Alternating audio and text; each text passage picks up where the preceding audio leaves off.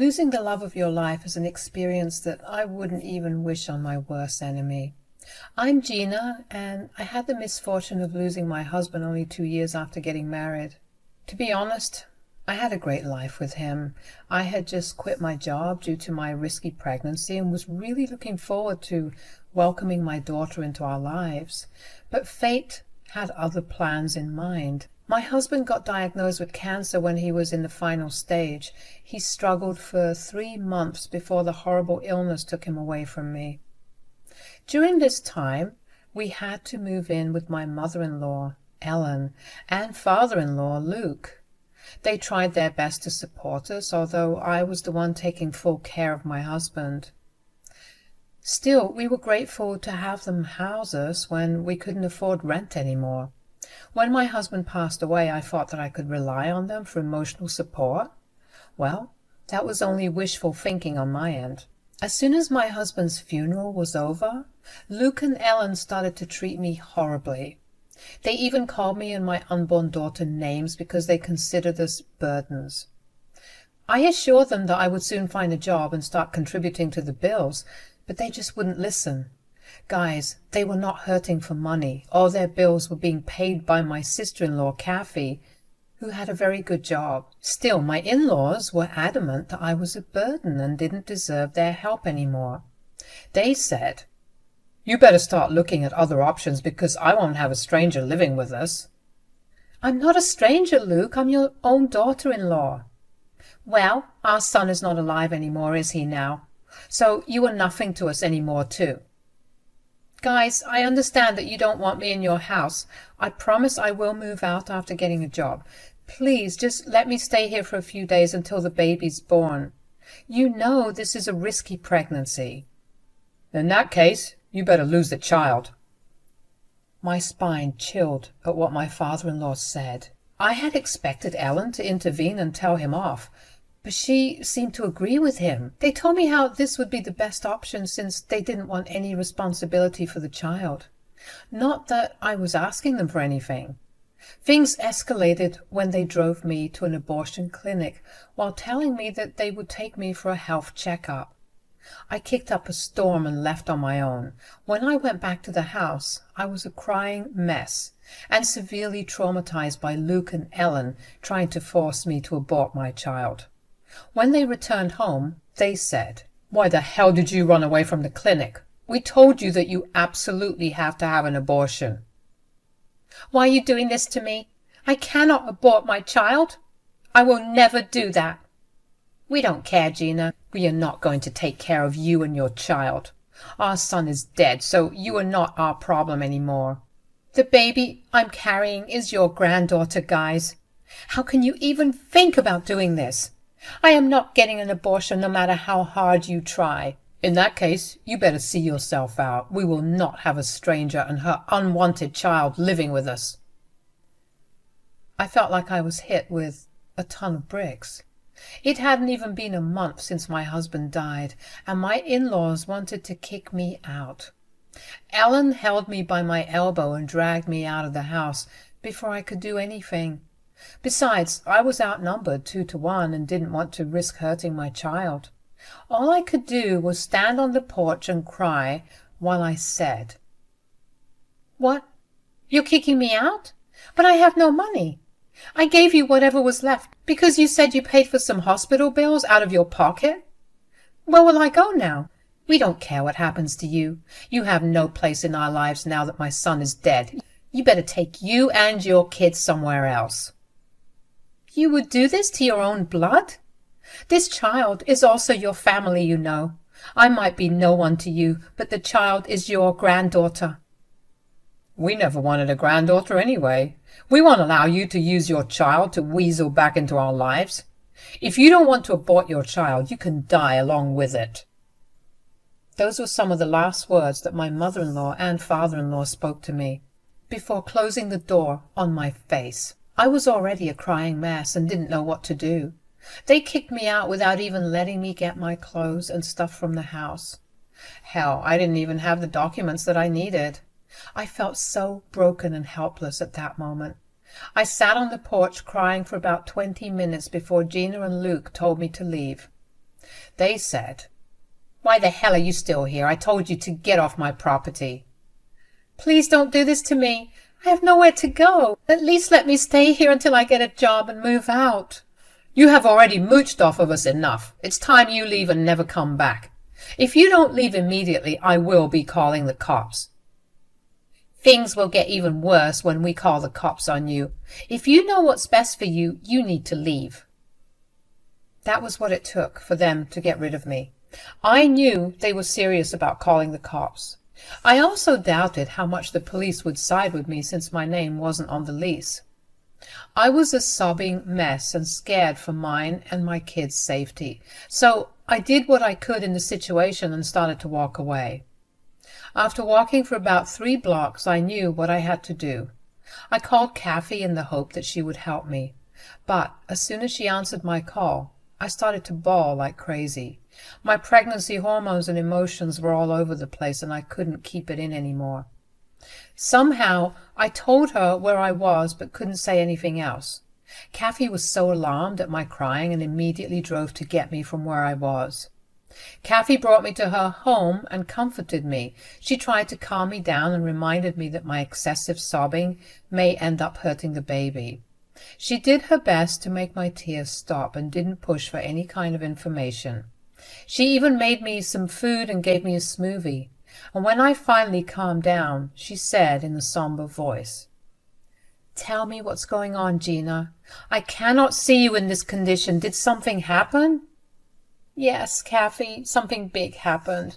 I don't even know how to tell you everything." "Gina, you know that no matter what, I would support you. You are family, and you have my niece in your belly. I'm going to make sure you are both okay. I promise I will do anything to help." "Will you still help me when you know that your parents are involved?" Kathy went still when I mentioned that her parents were involved in this. For a moment I thought that she was offended that I would dare to accuse them of something bad. However, she soon lost her stillness and looked at me with calm eyes. She said in a soothing voice, "What have my parents done, Gina? You don't have to be scared about offending me. I'm here for you no matter what. You need to tell me what's going on." "Kathy, your parents have kicked me out of their house. They didn't even let me take my clothes." "What? My parents kicked you out of the house? But I don't understand. Why would they do that?"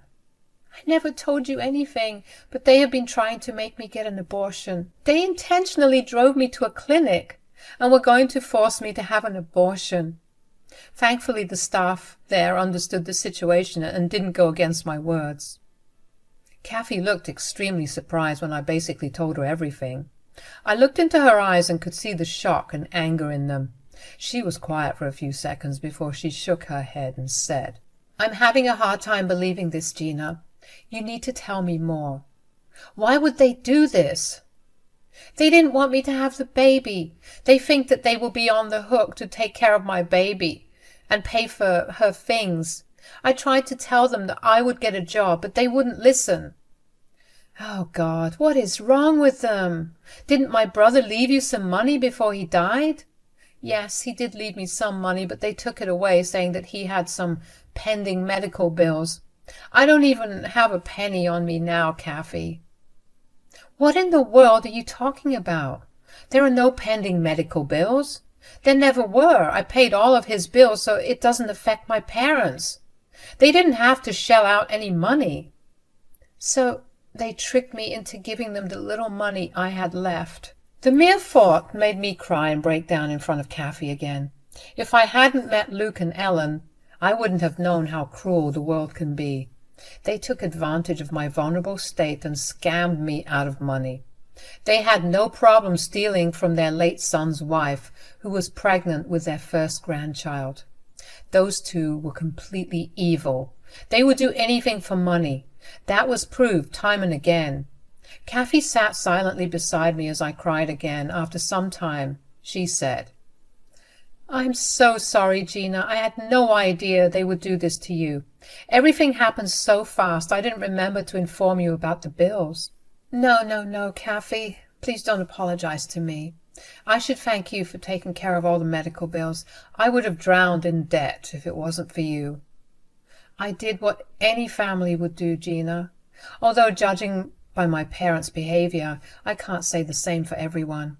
I always knew that my parents were a greedy bunch, but I never imagined them to go this far. I begged them to house me for a few days until I got a job. They didn't even grant me that small favor. They kicked me out and threatened to call the cops on me if I didn't leave their property. That's why I walked away and called you when I was a safe distance away. Oh, God, this is just plain horrible. Don't worry, Gina. You are not alone. You have me now. What my parents did is absolutely despicable. They will not get away with it. I promise you that, Gina.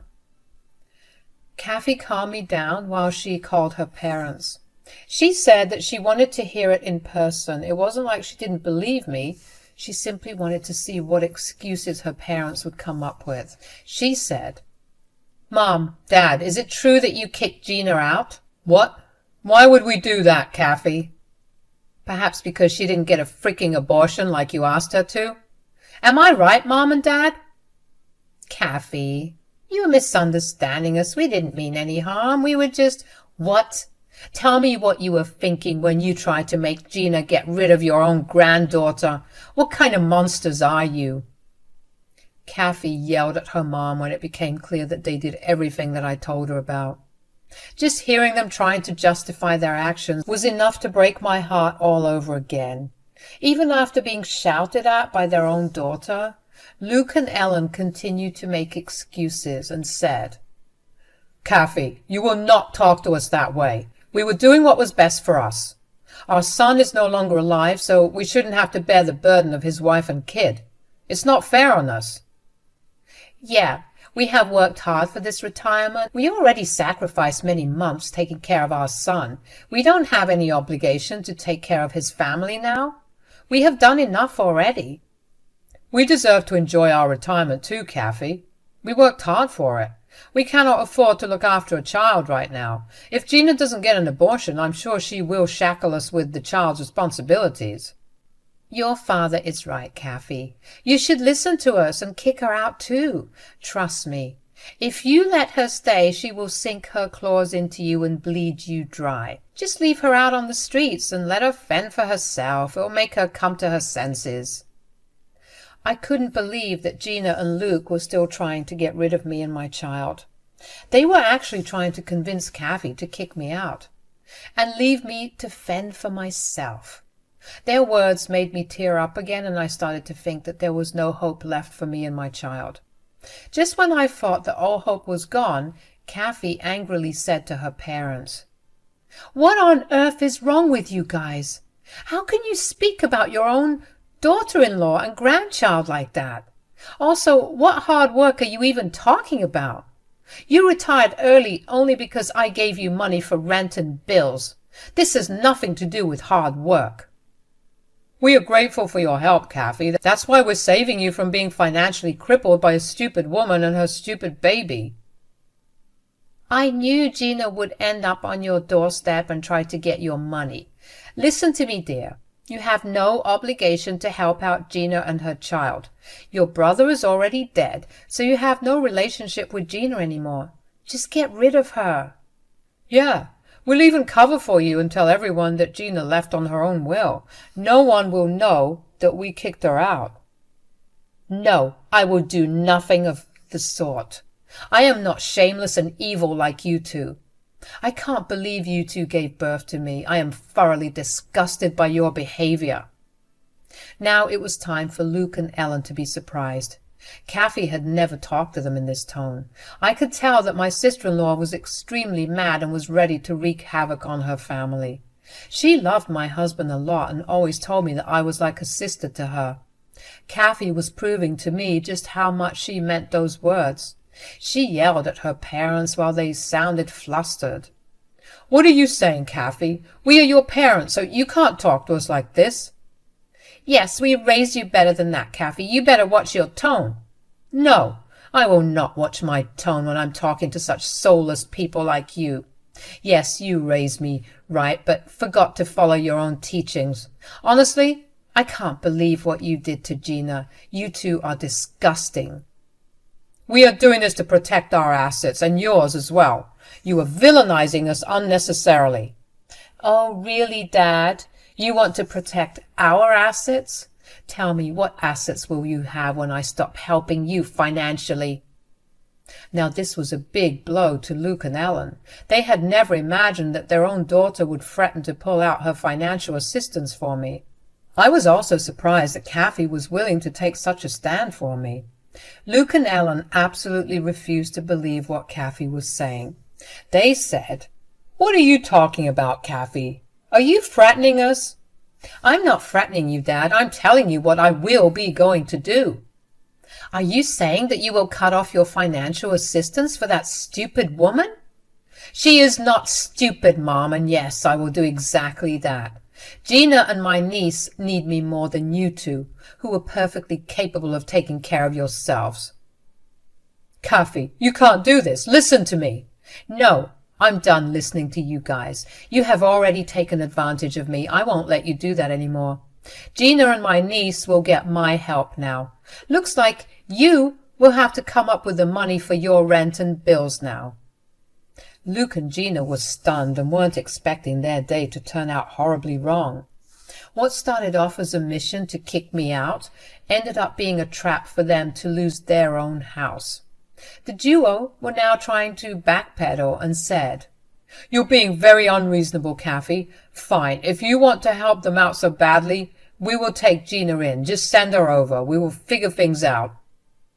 "Yeah, we will manage somehow. Gina can come back and stay with us. We won't push her to get an abortion or something." "I don't know about that. Gina, what do you think?"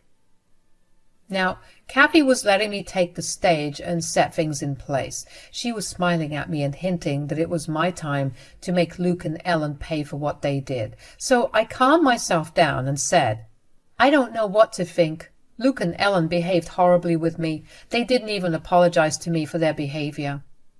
"You hear that, Mom, Dad? It's such a shame that you didn't even apologize."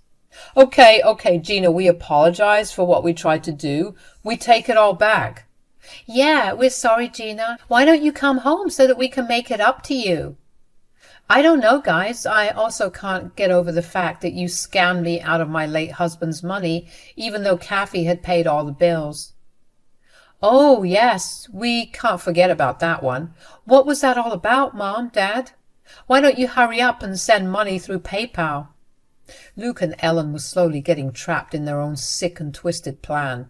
I took this opportunity to get back at them for all this stress and trauma that they put me through. And I wanted my money back as well. They didn't deserve to take my money when they did nothing for my husband whatsoever. Luke and Ellen immediately sent the money back after hanging up on us. Then they called Kathy back and said, "There, I sent Gina the money back. All is good now." "We can just go back to how things were. I was actually thinking about setting up a nursery in Luke's study. Gina can decide everything when she comes back." "Hold on, guys. Gina hasn't said if she wants to forgive you." "Oh, she'll forgive us. We're family after all. This is just a minor fight. I'm sure we will come back stronger from this, isn't it, Gina?"